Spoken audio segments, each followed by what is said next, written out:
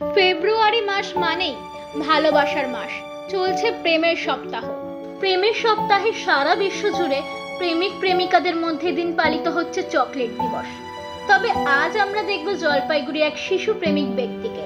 তিনি চকলেট দাদু নামে বিশেষ পরিচিত।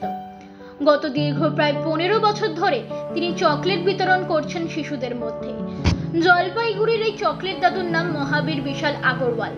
কেউ কেউ আবার চকলেট ভাইজিও বলে থাকেন মহাবীর বাবুকে। শহরের মুহুরিপাড়া এলাকার বাসিন্দা তিনি।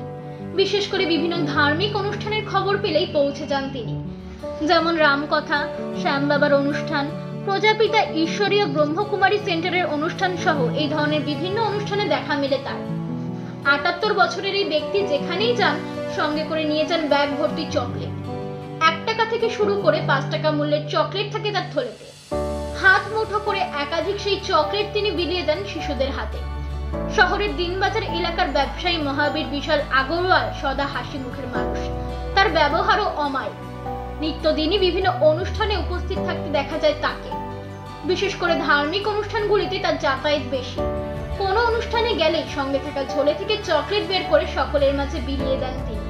মহাবীর বাবুর ছেলে লাল চাঁদ আগরওয়াল বলেন, তার বাবাকে সবাই ভালোবাসেন।